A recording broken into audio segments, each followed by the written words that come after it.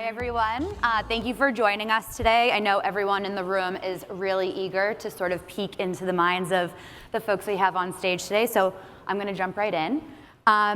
Lauri, I want to start with you. What is American Freight seeing right now, given market dynamics? Yeah, so in American Freight, we sell furniture, mattresses, and appliances, mainly open box appliances. And we really play in the value space. When we think about value, it's really three things: affordable prices, product quality, and then all the services that surround that big ticket purchase, right? Financing, warranty, delivery, all of those things. And I think that that really speaks to the younger customer and is helping us draw them in, that whole value proposition. We also are fully aware that in the big ticket purchase, there's no retail therapy, right? Like buying a sofa or a refrigerator is not fun. It's a very overwhelming experience, especially if it's the first time that you're doing it and you're younger, right? So all those insights, again, helping us drive the Gen Z customer into our store and millennials as well. And I think what we're really focused on is how the purchase journey changes by generation, right? And how they're thinking about things differently, from inspiration to engagement to validation to conversion, and how that differs generation to generation. Amazing. And I feel like that's particularly relevant today because, Olivia, you and I have been chatting a little bit about you might be moving soon. So maybe you can kick us off with this first question, but I definitely want to hear from the whole Z-Suite on this one in particular. So what platforms are you using most to discover and engage with brands across categories, not just within furniture, but I do want to hear about that as well. And what factors are influencing you most in your path to purchase? Yeah, I love kind of making mood boards or getting inspiration of just different aesthetics and things. So I'd say one of the first places I go is Pinterest. Love making the mood boards, and yeah, so I think I try to find niche trends on Pinterest, and then I'll go to TikTok perhaps to see if that trend is in motion, or if a certain product is in motion. How are other people my age styling this piece, or is it functional? Is it good quality also? So kind of getting a sense of validation to a certain extent through TikTok, but starting on Pinterest. Yeah, I also start at Pinterest as well. I think it just has such a huge base of so much inspiration. I think like the Gen Zs, they kind of go off of like the vibes these days, rather than like does that thing, does the water bottle have a good vibe to it? I think it does. It looks warm and chill. So definitely start my kind of customer journey on Pinterest, and then instead of going onto TikTok, actually, I kind of expand it and go on Instagram, and then perhaps even sites like Reddit and Substack. I get most of my inspiration from Instagram. It's usually fashion and beauty products primarily, and follow a handful of influencers that I like their style. I think it resonates with me. And then when it comes to like searching and trying to find something from scratch for a specific, like a festival or a wedding, I'm searching on TikTok every single time, looking for like fall fashion or what foundations are popular right now, and it's all coming straight from TikTok. I'm getting my reviews from in there, and I'm going and buying it right then and there online. Interesting. And that really resonates because, so I'm with Algolia. We're the leading provider in AI search solutions. So we serve over 17,000 customers globally. And so what we're seeing is once you're already going to the site, you kind of at least know the category you're looking for, or generally speaking, the product-ish that you're looking for, if it's not the exact thing. And so you need to be able to find it quickly. Otherwise, you're going to have folks bouncing and going to one of your competitors instead. So for you guys, when you know or you have an idea of what you're looking for because you've done some of your exploration on TikTok and Substack, Reddit, other platforms, how quickly are you going to the search bar once you're on a site? I go right away, especially because I am hoping to move soon. If I do my work ahead of time, I find the dimensions of the piece that I need, especially because most of the kind of apartments that I'm looking at are pretty small. So I come with my dimensions ready. I have an idea of kind of maybe something that I'm looking for. So I want to put those dimensions in right away. And also I want to see what I want to see right away. I don't want to fight through everything else on your website, so I go right away. Totally agree with you. I shop the same way. I think like kind of in that initial like harvesting of inspiration, I already have an idea of what I want, and so I go straight to the search bar with the dimensions, with exactly what I want. The only thing I'll add to that in agreement is that I think it's important to note that Gen Z, a lot of us are early adopters, and overconsumption is pretty common in our generation. And so it's important to note that we probably have the things that we need aside from that one or two things. So that's why we're searching, because we are looking for something very specific.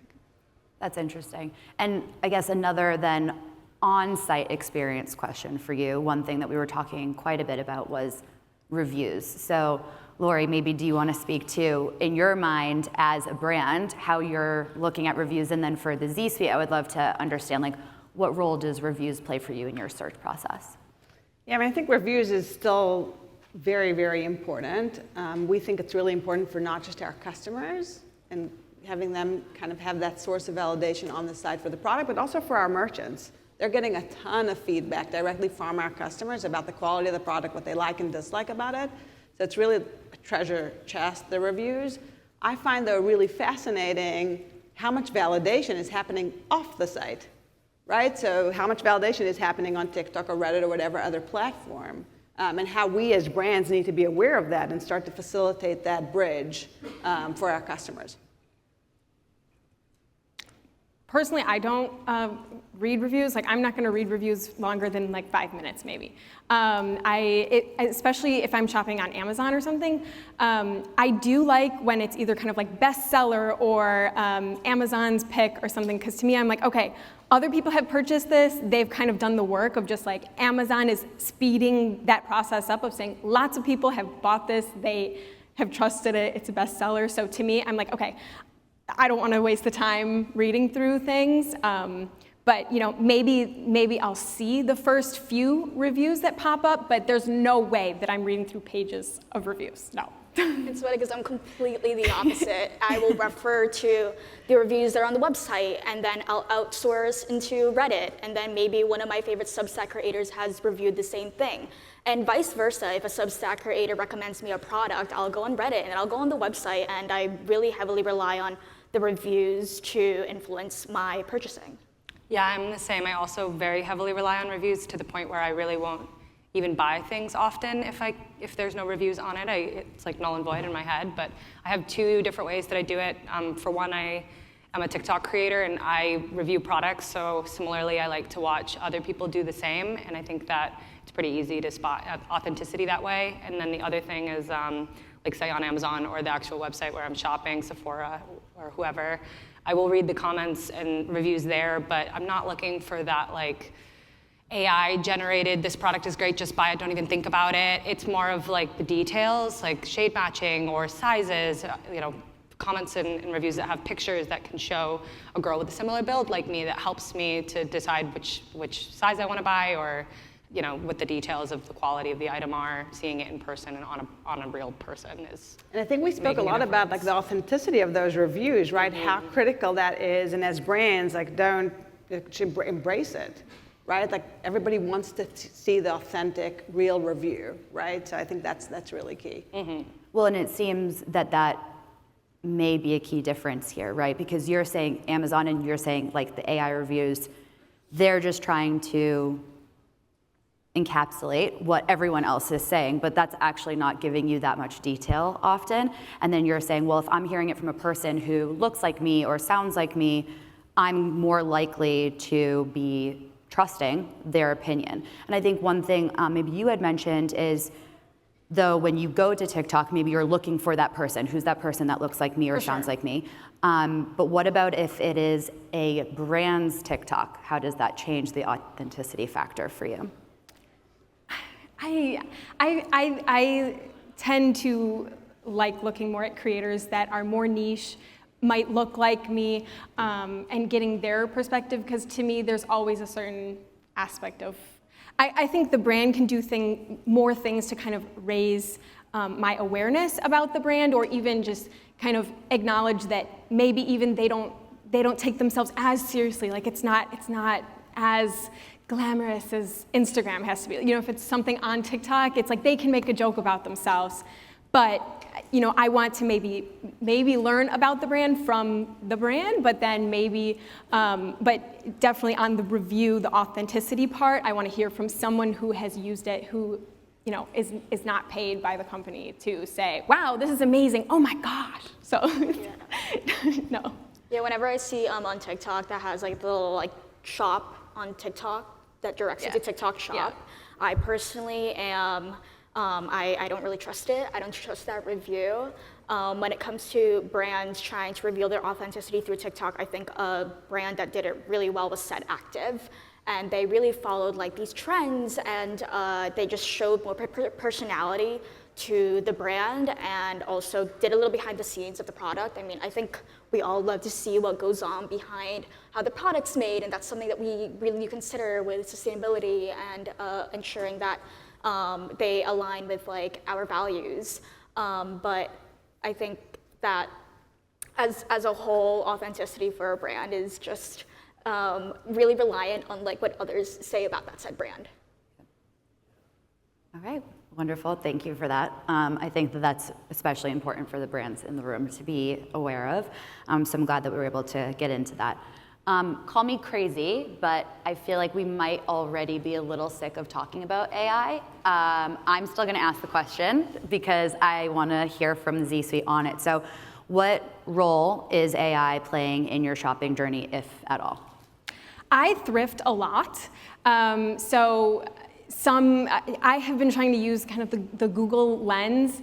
You know, if I find a piece that is really, you know, out there, super cool, I'm like, oh my gosh, kind of like a physical version of something that I might find on Pinterest, but yet it's not in my size or not in the right color, or there's just like something wrong about it that I might not like if it was a little bit different. I'll try to take a photo and see if something else comes up. But I think right now, at this point, the results that are coming up are not as fine-tuned. And also Pinterest has kind of a version of that, of if you find a pin that you like, you can search other things that are similar. So I would love that technology to become more refined so that I could just take a photo of something that I like, or maybe, you know, again, something similar that I find in a thrift shop that it's like, I want a new version of it. Is there anything out there? So, yeah. But yeah, I don't really use AI in any of like my shopping habits, I guess. If anything, I wouldn't really know how to use it or what kind of integrations that a website has that involves AI. I mean, perhaps the most that I've seen is like AI search, but even then, like I still don't really have a clear understanding of it. So AI really doesn't have an influence in the way that I shop. Yeah, the only relevant piece that comes to mind for me is sometimes in my TikTok videos, I'll get comments like, where's her shirt from? And before I can even reply, there's comments saying, search it on Google. But then I respond and tell you where it's from, so it kind of is not really that important. Yep. And I think I find it interesting, like that we as an industry, right, spend time obsessing about it and talking about it nonstop, especially like Gen AI. Whereas from conversations with you guys, right, it's not an integral part of your shopping journey just yet, right? And I think along the lines of Gen AI as well, I see like especially what's more popular about AI right now is those images that are like generated. I think like as someone who's trying to shop, and I think there might have been a brand who I saw on Instagram that kind of used like AI models. Like to me, like I'm not shopping there. Like that brand's inauthentic in that way. Like just use a real model at that point. Yeah. Yeah, I think as a brand, it's important for us to be leveraging AI to meet your expectations, right? And how are we using AI-based tools to meet the expectation that keeps getting honestly harder and harder and harder, right? So it's really more about that and keeping things authentic.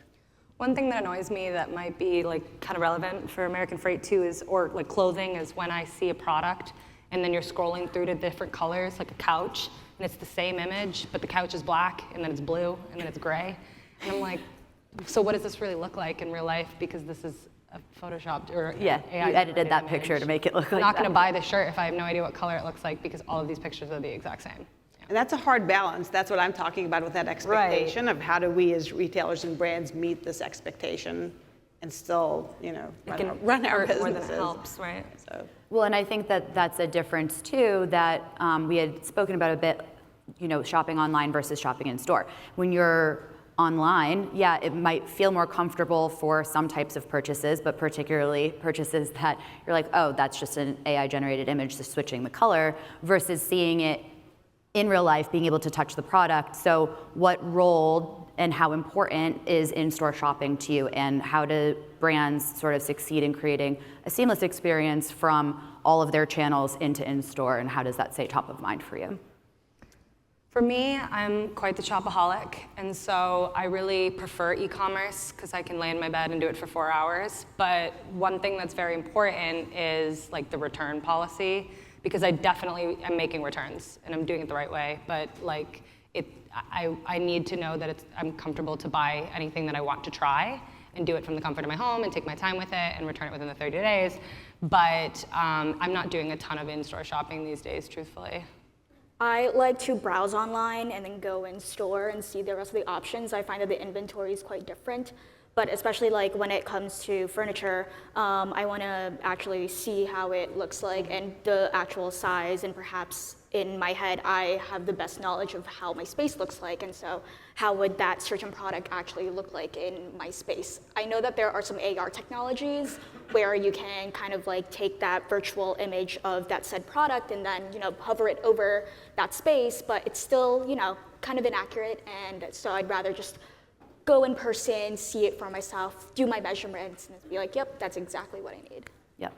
Yeah, I do like the immediacy of in-store shopping to a certain extent. If I already am at a store and then I see something that I like, I can just get it right away. Or if it's a product that I know is going to be stocked, then amazing. I don't have to wait, until tomorrow to get it from Amazon. But actually the other day I went to the mall for like the first time in a really long time, and the best store that I had the best experience in was Aerie. I think they had just, their products were beautiful, wonderful to touch. The whole store was super bright, and actually in the fitting room they had kind of like this cover over the mirror before you had to like pull it over to look at the mirror, and it said, like, before you love what's on the outside, you have to love what's on the inside. And I was like, what?